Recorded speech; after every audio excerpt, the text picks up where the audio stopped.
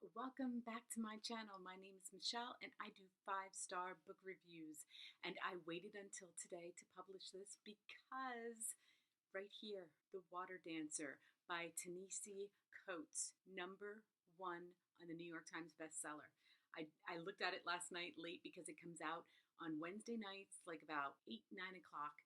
Looked it up and I was like, yes, I knew it, because I was going to do this yesterday and I'm like, no way, it's going to be #1 tomorrow. And it is. It's the #1 book in America today. It came out September 24th, but it is no shock. You know why?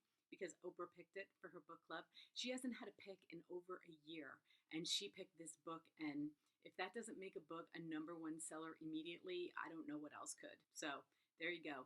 Oprah picked it last week, I think.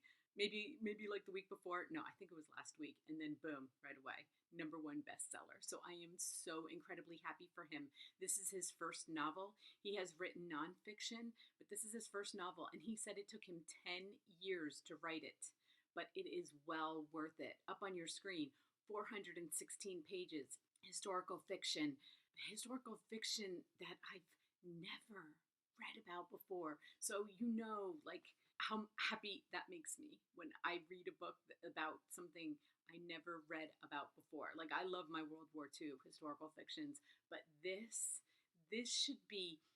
I was trying to put this into words last night when I was thinking about what I was going to say. Okay, this is literature.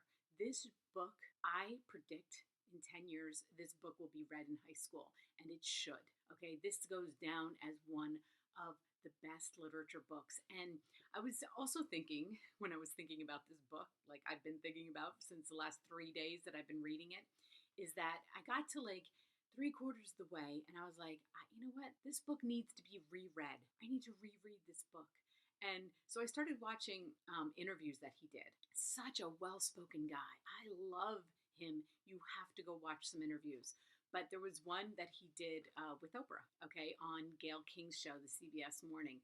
And she said, I'm on my second read. This is not a book you read once. And I was like, see, there's Oprah and I thinking the same way, right? I mean, come on, Oprah, we think alike. This book needs to be read again. I do not have time to do that right now, but I'm telling you, in my future, I will reread this book because it is packed full of stuff that you will miss your first time around. And I just know it. And I don't say that about many books. I don't say you should reread too many books, but this one, if you're going to read it once, just know, go buy it. Don't borrow it. Go buy it, because you're going to reread it and reread it. I think it's going to be more than twice. But here we go. I'm going to tell you a little quote, okay?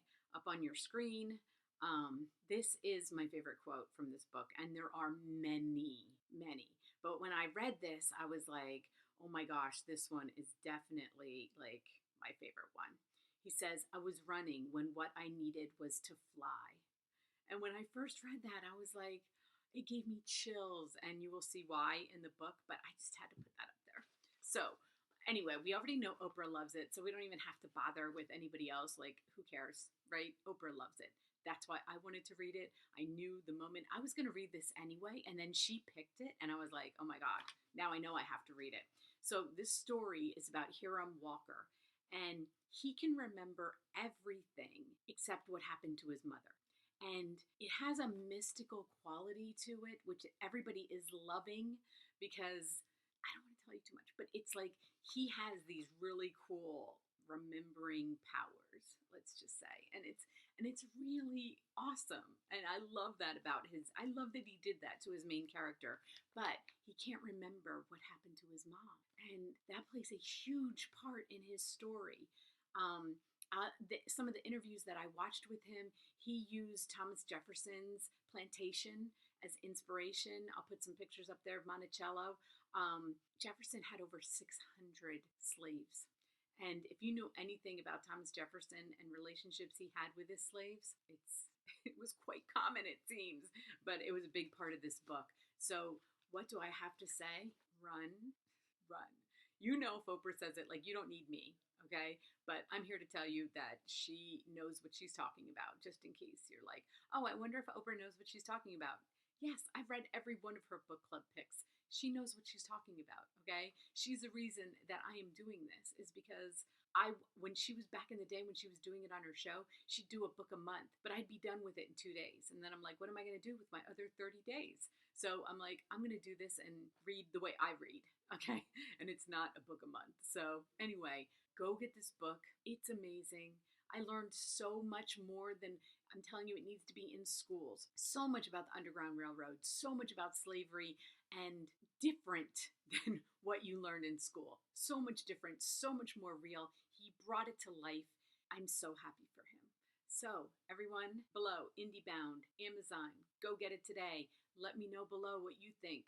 I know a lot of you have probably already read it. Let me know. This is a book you're going to want to talk about. This is a book for book clubs everywhere. So, everyone, until my next book.